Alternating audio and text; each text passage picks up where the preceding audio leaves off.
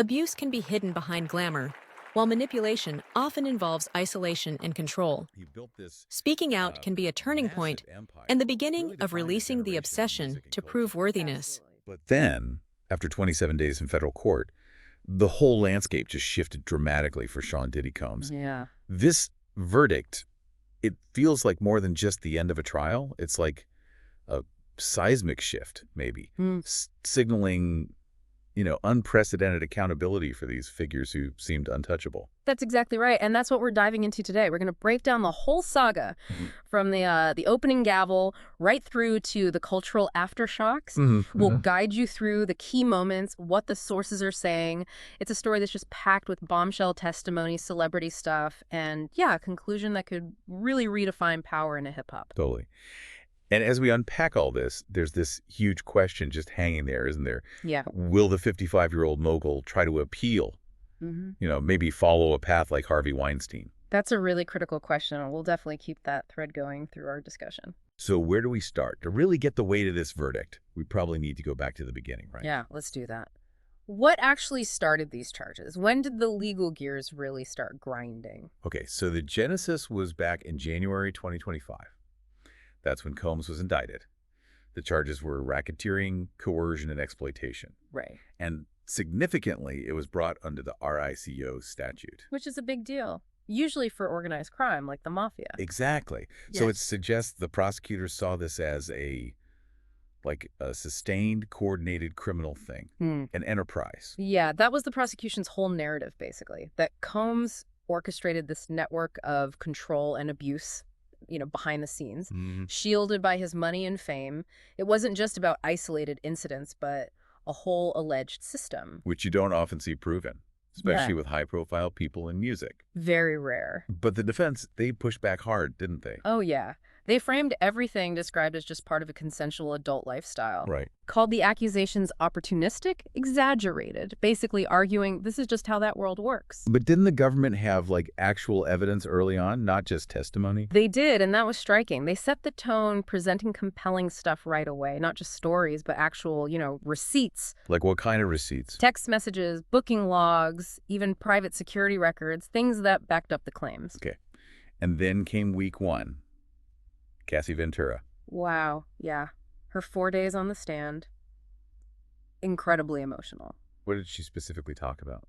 She described being emotionally manipulated, pressured into these things she called freak-offs. Okay. Fueled by drugs, and a real sense of control. Control. That seems like a key theme. Absolutely. She talked about being expected to perform for Combs and others in hotel suites, security standing outside. Jeez. And she said that line, just powerfully stating, I felt like property. You can just feel the weight of that. Felt like property. Yeah. And that idea, that complete control, it led to another line that just exploded online, right? The one. I didn't know where Diddy ended, and I began. That's the one. Went totally viral. Really captured the essence of that alleged psychological hold. So after Cassie's testimony set that really intense tone, week two shifted focus. Yeah, it moved to other figures who kind of helped piece together the prosecution's case. We heard from Kid Cudi. Right, Kid Cudi. Yeah. What was his involvement? He claimed his car was mysteriously firebombed outside his house. Whoa, when? Right after he started dating Cassie. Now, no charges were filed specifically for that incident. But the timing. Exactly. The implication was pretty chilling for a lot of people watching. And then there was Brendan Paul, Cohn's former assistant. Yes. He testified under immunity. That's important. Immunity. Okay, so what did he say? He basically confirmed arranging things, hotel rooms, payments, scheduling, guests for Combs. Guests in quotes, yeah. Right. And he even admitted using burner phones, those disposable, untraceable phones, to keep Combs' name off transactions, off the books. Wow. That definitely paints a picture of trying to hide things. Deliberate concealment. Definitely. So the trial moves into weeks 3 and 4, and another layer gets added. Okay, what happened then? A second accuser, known only as Jane, took the stand. Right. And her testimony echoed some themes. Coercion, being drugged, recorded without her consent. That's heavy, but wasn't there something really contradictory in her testimony? There was. It was incredibly striking. At one point, she actually said, I still love him. Wow. I still love him after alleging all that. Yeah. And that sparked a huge amount of discussion, Was it loyalty Or was it something more complex, like trauma bonding? Trauma bonding, that psychological attachment in abusive situations. Exactly. And the prosecution brought in an expert, psychologist Dr. Dawn Hughes. What did Dr. Hughes say about that? She provided analysis specifically on that point, explained how coercive relationships can, from the outside, look consensual, and how that kind of statement, "I still love him," can actually exist within the dynamics of abuse. It doesn't negate the coercion. That's fascinating. How did the defense react to her? They went after her credibility, hard. Labeled her testimony emotional storytelling masquerading as science. A pretty standard defense tactic, trying to undermine the expert. Right, trying to frame it as manipulation, not science. Okay, so we're into week 5 now, Mm-hmm. and things got even weirder. Yeah, week 5 had some truly unexpected twists. First, there was a delay. Why? Juror number 6 collapsed, had a medical episode, had to be excused. Oh, wow. In the middle of the trial. Right, delayed everything for a full day. You just don't expect that kind of thing. No kidding. And then the celebrity cameo. The celebrity cameo, totally out of the blue. Kanye West just strolls into the courthouse. Wearing what? White linen, shades, like full celebrity entrance. What does he do? He met briefly with Christian Combs, Diddy's son, didn't testify or anything. But just his presence. Became a headline itself. Added this whole other layer of public spectacle to an already intense trial. Unbelievable. So all these weeks of testimony, legal fights, unexpected drama, it all leads to verdict day. Verdict day, June 18th, 2025. And the jury came back relatively quickly. And the decision. Guilty on all the major charges. Wow. How did Combs react inside the courtroom? Sources say he barely flinched when the verdict was read. Just stood there. Stoic. But his family, His mother was reportedly weeping. A very different reaction. you can imagine. And outside, what was the scene like? Intense. You could really feel the cultural weight. Protesters and fans were apparently clashing in the streets. A real sign of how much this resonated, how divided opinions were. Absolutely. And Christian Combs, his son, posted on Instagram pretty soon after. What did he say? Something like, "Loyalty is tested when the world turns." Interesting. But the story doesn't just stop with the verdict, does it? Not at all. The moment that gavel came down, the ripples started spreading, far beyond the courtroom. Right. The industry fallout? How quick was that? It was fast. Brands like Ciroc, they cut ties almost immediately. Ciroc was huge for him. Massive.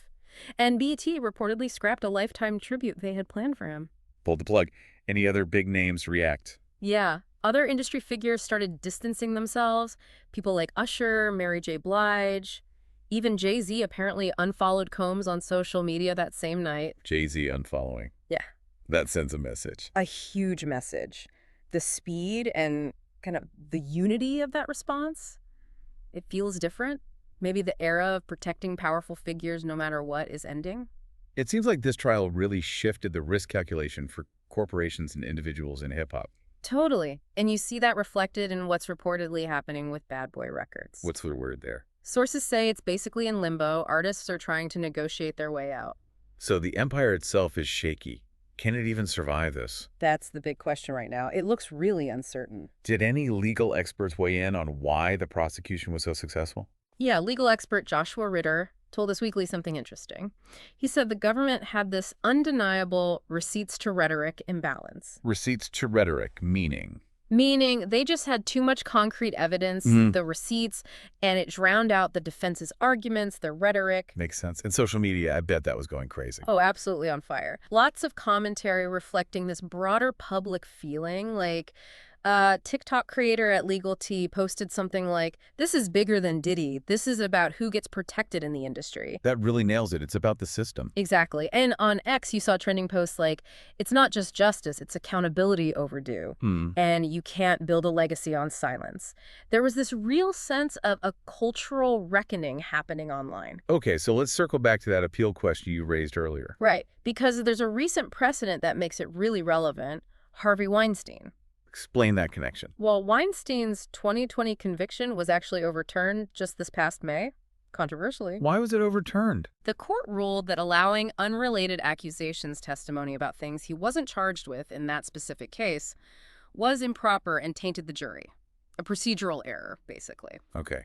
And Weinstein has been trying to control the narrative since then. Yeah, he did that highly controversial prison interview with Candace Owens, claimed he was scapegoated, still innocent, strategic, even if polarizing.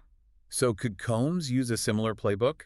Look for a procedural error to appeal. It's definitely something his legal team will be looking for. Right now, there's no obvious glaring error like in the Weinstein case that's come to light. But they're looking. Reports say they're exploring all possible appeal options. It's standard practice, but given the Weinstein situation, it's definitely a strategy they'll be evaluating very closely. So wrapping this up, where does this leave Sean Combs now? What are the big questions? Well, yeah, the immediate question is, what happens now? Will he speak out publicly? Will he definitely appeal? And realistically, could a conviction like this actually be overturned down the line? And zooming out, like you said, what does this mean for hip-hop? Does it fundamentally reshape the landscape?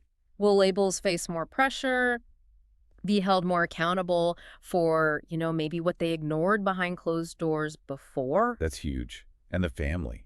What does this mean for the Combs family? With the patriarch convicted, the empire potentially crumbling? So many unanswered questions. It really feels like while the verdict is in, the actual reckoning, that's only just beginning. Yeah.